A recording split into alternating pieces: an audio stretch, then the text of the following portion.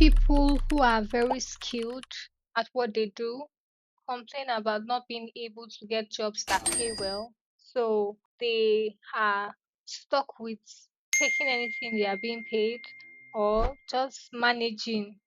It's better than nothing. And to be fair, I've been there, but I have learned. And so, from what I have learned, that has helped me have a better negotiating power rather, I have come to share about 10 or less tips that can help you stand out. So, it's going to be a mix of everything and anything, but I bet you it will be worth your time.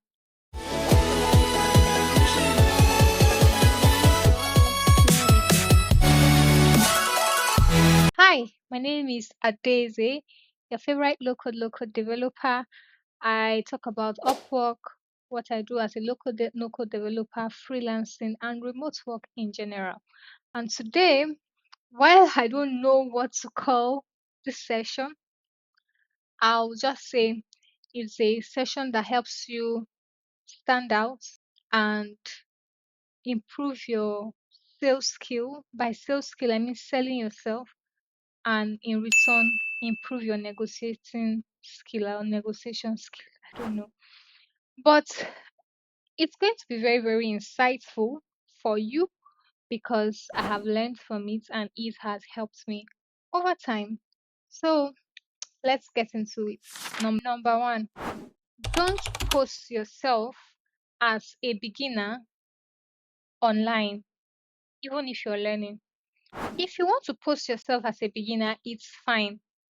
But just know that when it comes to negotiating for your salary, you'll be considered as an entry level person, a junior person, an inexperienced person. And even if you'll be considered, you might be considered for internship roles and small roles that do not really come with good payment. So that is why I tell people that they should not post themselves as beginners when they are putting out content or putting out what they do online. So when you're posting content on Twitter, on social media, you don't need to say, I'm just starting. It could be a progress report, but you don't have to let us know it's a progress report. Just put out the content. Talk about what you've built. We don't want to know your years of experience. It's okay to put it if you want to, but I'm of the school of thought that you don't put it. I have tested putting my learning journey where I'm talking about my progress. I'm just starting, I'm doing this, I'm doing that. I've also tested still putting out what I do without necessarily saying I'm just learning it. I'm not appearing as a beginner. I've tested both. And you see, this one is what has paid me the most. I'll explain.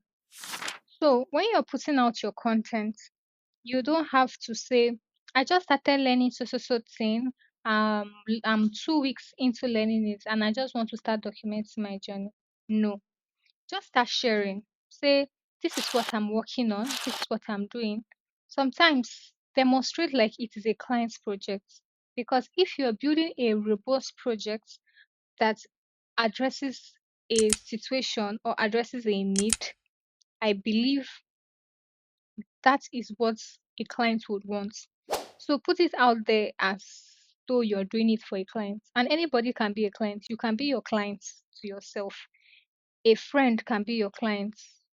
Doing a demo for somebody, doing a volunteer work for somebody can be a client. You don't need to let us know that you're doing it. Just post like an expert. Do you understand? But while you're doing that, make sure that you're really getting knowledge, like in-depth knowledge. It's not like you are learning the basics and you're looking to reap from an advanced payment. No, there are people that do thorough in-depth study, that do thorough work with what they do. So instead of posting yourself as that, some have even been in the industry for years and maybe they just want to start putting themselves out there. So you have to put yourself out there as an expert. Attend to problems, share solutions to problems. If you have to craft out a problem in your head, do so and post it as a solution. Do you get what I'm trying to say? Number two, have a portfolio. As you practice on your own, as you build on your own, build a portfolio from it. I have talked extensively on video portfolio on this channel. I think I have about two videos I have shared about video portfolio. So if you're not sure of how to create a video portfolio, I think it's under interview tips or tricks. I can't remember the playlist. Just look for it and watch. Build portfolio. Show demonstrations of what you've done. Video demonstrations go a long way. I don't know if there's any industry that you cannot do a video demonstration of what you're doing. So it's okay to be writing, it's okay to be listing things that you do. But video portfolio has a way of helping your prospective perceive you, perceive your style of teaching, perceive your personality, have a feel of who you are, have an understanding of what you're talking about. If it were you, somebody is doing more of talking and somebody is doing a demonstration that you can see, who would you pick? You'll certainly pick the person who is not only talking but showing. That's why I'm of the school of thought that you should do a lot of video portfolios or video demonstrations on your social media platform. Do demos once in a while of what you do and what you can do and build video portfolios. So when you do a video demonstration and you share on your social media platforms, they'll find you and they might like what you put out there. I remember interviewing for a role, and when I was to meet with the co founder, he said he had to check me out on LinkedIn. And the first thing he saw on my page, which was pinned, was when I built an AI AI voice agent. And he was like, this is something they are considering to build in the company. And he even sent it to his brother, who is also the founder. They are both co founders, and they found it very intriguing. And I think that was one of the reasons that inspired them to move forward with me. So I had when they reached out to me on LinkedIn to apply for that job, I applied and I attached video demonstrations of other things I had done. I don't know if they watched it because they never made mention of it. But I've had other people who said they found my video portfolio very intriguing, other people I had interviewed with.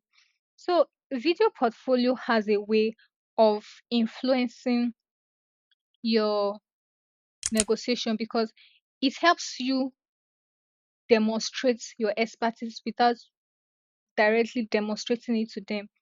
So if and that's why I'm of the school of thought that you do robust project. I mean, if you've not watched that video, I spoke extensively on it. Go and watch it so that you are able to follow and understand this video. So I um talked extensively about creating video portfolio and the necessity of it because it also helps them understand your thought process and understand how you connect things or do things. And so that when you get to when you can negotiate for salary, you can talk like an expert and they'll be ready to negotiate with you because they have found that you are able to do that thing, not just you saying it with mere mouth, but they've seen you demonstrate that thing. So that is why I'm always of the school of thought. Share videos of you working on something on your social media platform and as a portfolio. And if you're a shy person, you can start with doing it faceless. But I love to tell people to do it with their face showing because they can have they can connect your face to the job and to your project. They can also have a feel of you. Imagine being anonymous and you're looking for a job. It could work for other people, but me and you who are looking for work on the platform, we have to show our face to increase our chances. Okay. Number three, it's not enough to say you want to earn from a skill. You want to earn very well from a skill. You have to be knowledgeable on that skill. If you're using tools, be very knowledgeable on them so that when you are asked questions in that field during interview, you can answer confidently. And I always tell people that when you are answering questions in interview that has to do with examples of things you've done, add storytelling. I'm not saying you should go and lie, like mention an instance where you use that tool, the problem you solved using that tool, how it came into place. It doesn't just give you, it doesn't just make you feel like you know what you're saying. It also shows that you have experience in that thing. And even if you've not used it for a client, even if it's something you use for your personal work, something you use for yourself while working, mention it, but put it like it was done for a client. Sure, you understand. Mention working on that thing. Mention the industry you use in working. Mention the problem you solved using that tool. So you have to be very knowledgeable on the tools or skills you're interviewing for. It's not enough to say, I want to earn big money. I want to be able to negotiate good pay from this skill, and you don't know it. It doesn't make sense. So you have to be very sure you're knowledgeable on range of tools or skills within your field, so that it can also show that you're proficient in it. Spike up conversations, because I remember when I was interviewing for this role and the co-founder kept talking about Zapier, and I'm like, why do you like Zapier over Make? He said people go for Make because they feel it's cheaper and it doesn't. He sure said one or two things, and he asked me, threw the question back at me, that why do you like Make? And I gave him an example. I said I like Make because it offers you the ability to share blueprints. I can download my workflow in form of a JSON form file and share with another person, and they just import it into their space, and all they have to do is connection. Zapier doesn't give you. Make gives you more runs, about 1,000 a month. Zapier doesn't give you. I kept talking, and he was impressed. So that showed that I was knowledgeable in the field. Either of them, either Zapier or Make, I can work with anyone. But I just wanted to spike up a conversation, and I didn't even know he would throw the question back at me, and I was able to answer it. So that's what being knowledgeable in your field can help you. It helps you speak confidently, helps you share insights that could even be new to the people interviewing you, or just confirms with them that you know what you're doing. Okay. Number four, add high level complementary skills to what you do. So if you're interviewing for a role, best believe that you might not be the only person interviewing for the role. So you have to be sure to have additional skills that are relevant, that will help you stand out compared to other people. So for instance, sorry, I'm always using my own field as an example because it's easier for me to relate, right? So if you're an automation workflow expert and you only know how to use Airtable, Zapier, and Make.com, and I found another person who knows how to use these three tools, and they know how to use CRM tools like Monday.com, Trello, Asana, and the likes. And they also even know how to build AI agents. Hey, who do you think I'll pick?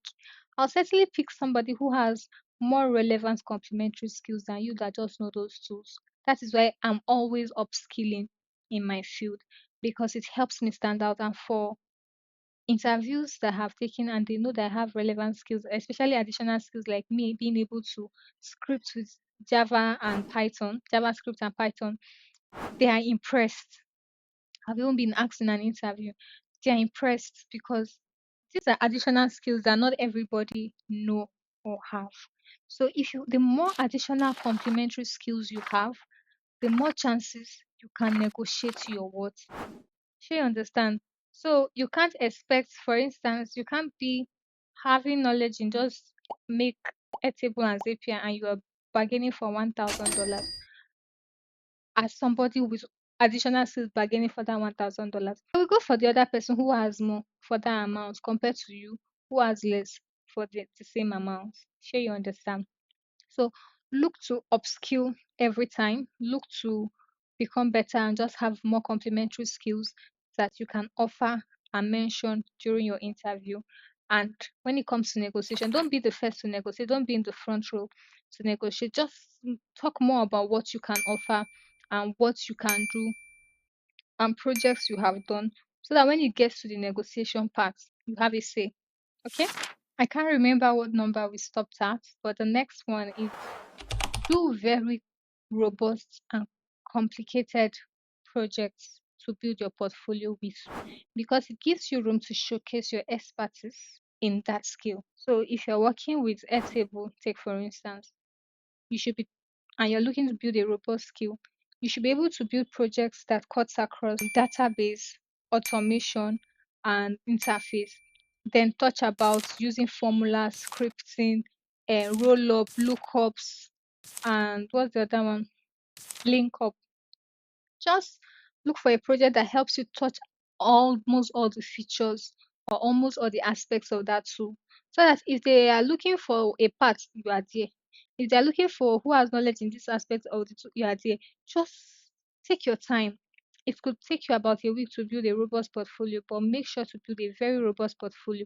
It also gives them room to see how you are able to touch or do things around that aspect of that tool. So it's not enough to say you want to build a portfolio, but your portfolio is not very robust enough, it's not detailed, it's not structured enough for them to consider you for that role. Okay. Next is to research about how much people earn or charge for that kind of job role. And that is why this is where community comes in. So you get a job, you're not sure of what you want to charge. You can you have to belong to a community where you can ask people. So there'll be people who are experienced, who have done similar jobs, who have done something related to that, and they can give you insights into how you can charge for that role. So people can give you suggestion, then you pick your best, or you take an average of all they have suggested and you use it. You get, so that you are not underpricing yourself or you're not overpricing yourself. Because if you underprice yourself, they could perceive you as somebody who is not experienced. If you're underpricing yourself, they will say, "Are you sure this person really knows this thing? This one that is calling this kind of money." You get.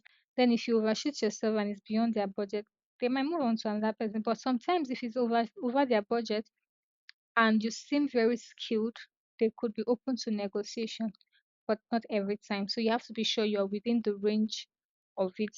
Why this one comes in is because not every company will give you room, will tell you their budget. Some, when you're feeling to apply for the role, they will ask you to state your salary expectation. So in that kind of case, you have to put something there. When you get to the interview and they're asking you, you can ask them what their budget is. If they are not forthcoming, you tell them you need to know the details of your role and job description, like every day, what you're to do every day, so that it helps you make an informed decision. And because you don't want to overshoot it, you want to know what their budget is so that you can work with that. Okay. Another thing is that if you have gotten to the point where you have answered the questions well, you have showcased your portfolio, it's making sense, you have done everything that needs to be done, and they're negotiating with you. They'll always let you feel like they're interviewing with other people. Also, let them feel like you're interviewing with other people for that role too.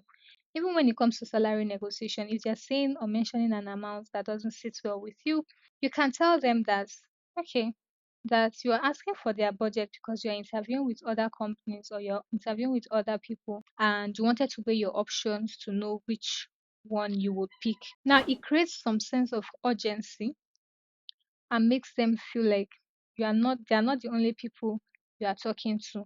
And if they need to make a decision and they are not picking you, you could consider another person. Secrets. Don't tell anybody.